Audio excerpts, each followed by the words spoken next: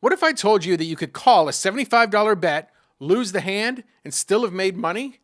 Okay, technically you didn't make money on that hand, your chips are gone, but you may have made a decision that was mathematically profitable. And that distinction is one of the most important concepts in poker, because poker players have a terrible habit of judging their decisions based on what happens afterward. We call, we hit our draw, and we think, great call. But then we fold, the villain shows a bluff, and we think, terrible fold. But neither one of those conclusions is necessarily true, because the result of one hand doesn't tell us whether the decision was good. That's what expected value does. Today we're going to make one of the most important concepts in poker simple. Old man coffee simple. This is Poker EV made simple. Roll intro.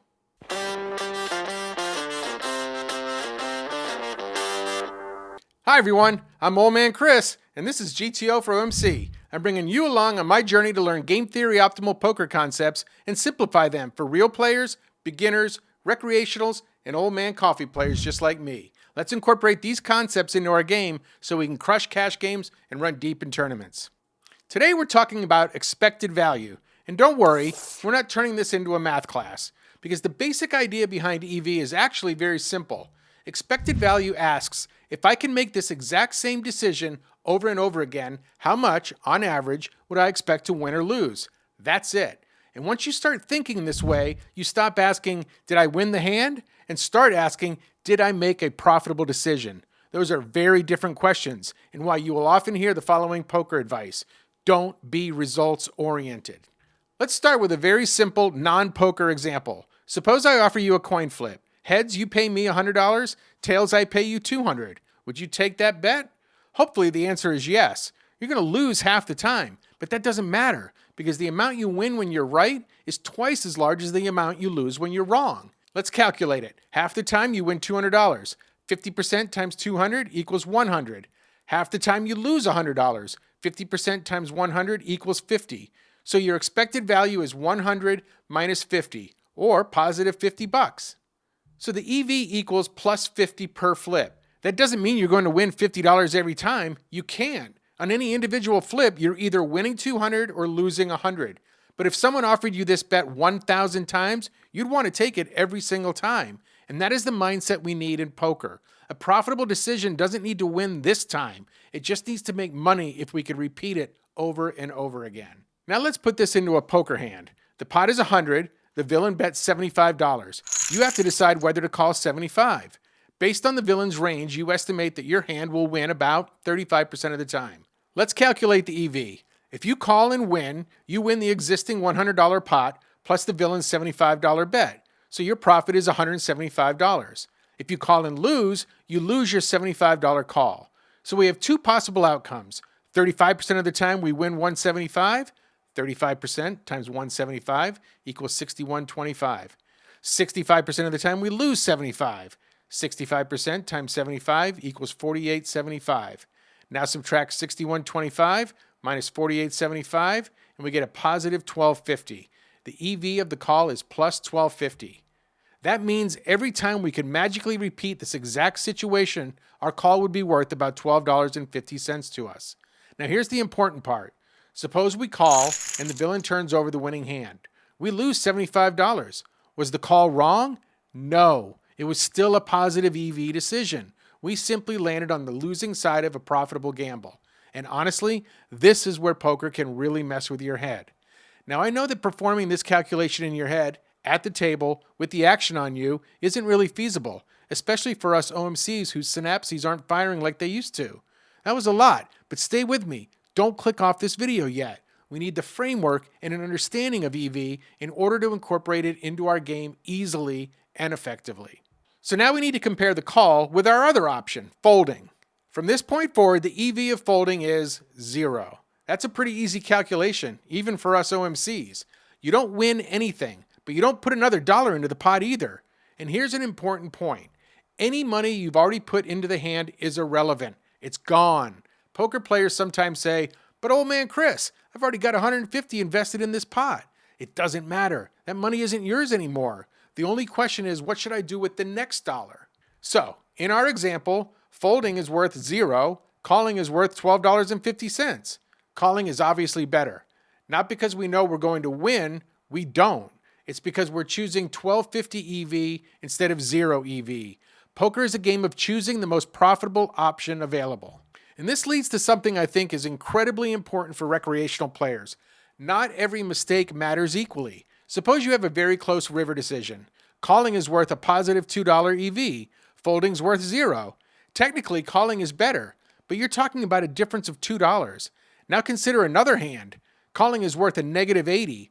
Folding's worth 0. That's a massive mistake. Which one should we spend more time fixing? Obviously, the $80 mistake. This is where I think recreational players sometimes get lost studying GTO. Sometimes we obsess over incredibly close decisions, and I struggle with this on my journey. Should I call this river 42% of the time? Should I raise 47%? Should I mix between calling and folding? Meanwhile, we might be regularly making enormous negative EV calls with weak draws, paying off players who never bluff, or calling giant river bets because I just had to see it, or I'm going to make a hero call. If you're trying to improve efficiently, fix the big EV leaks first. You don't need perfect poker. You need fewer expensive mistakes. EV isn't just useful for calling. It also tells us whether our bluffs are profitable. Let's make this simple. The pot is $100. We bluff and bet $50. If the villain folds, we win $100. If the villain calls, let's assume we're bluffing with no showdown value and lose our $50. How often does the villain need to fold? About 1/3 of the time. Now suppose our opponent folds 50% of the time.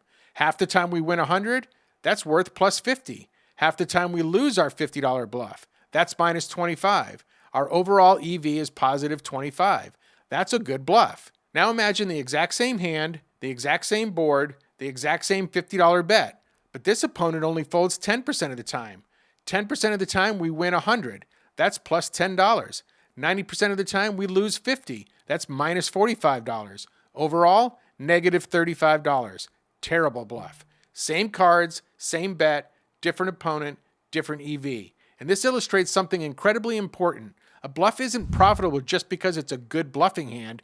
It becomes profitable because of how our opponent responds. If they fold too much, bluff more. If they never fold, stop trying to impress them. Wait until you have a hand and value bet them into oblivion. Now let's talk about why EV can be emotionally difficult. Variance. Variance is the reason good decisions can produce bad results for an extended period of time. Remember our coin flip, win 200, lose 100? We know it's a fantastic bet, but what if we flip the coin 4 times and lose all 4? We're down $400. Was that a bad bet?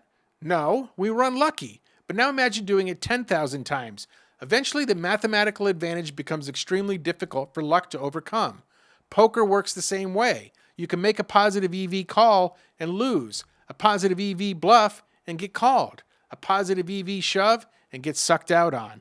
That's variance. And this is why evaluating yourself based on one session can be incredibly misleading. You can play terrible and win. You can play extremely well and lose. EV judges the quality of our decisions.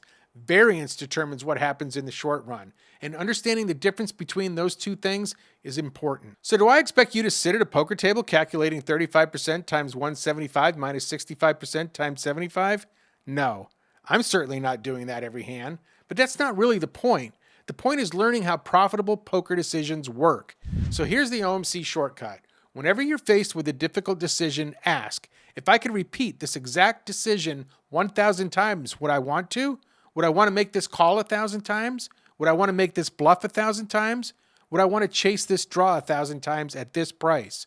Would I want to call this river bet against this player 1,000 times? If the answer is yes, you've probably found a positive EV decision. If the answer is, well, I'm just hoping he doesn't have it, we may have a problem. Because hope, as we've said many times on this channel, is not a strategy. Expected value may be the single most important mathematical concept in poker, because ultimately, everything we're trying to do comes back to EV. When we talk about pot odds, we're trying to identify positive EV calls. When we talk about bluffing, we're trying to identify positive EV bluffs.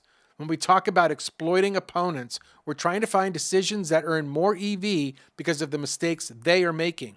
And once you understand that, you stop judging poker based entirely on whether the chips came towards you or went towards somebody else. A good decision can lose. A bad decision can win. The goal isn't to win every hand. The goal is to repeatedly make decisions that make money over the long run. So the next time you lose a big pot after making what you believe was the correct decision, don't immediately ask, how did I lose that hand? Ask, would I make that decision again? If the answer is yes, and the math supports it, then make it again, and again, and again, because eventually the math catches up. If this video helped, hit the like button, subscribe to the channel, and leave me a comment. What's harder for you, making the mathematically correct decision or accepting the result when that decision loses? I'm Old Man Chris. This is GTO for OMC. And remember, your job isn't to win every hand. Your job is to make the decision you'd happily make 1,000 times. I'll see you in the next one.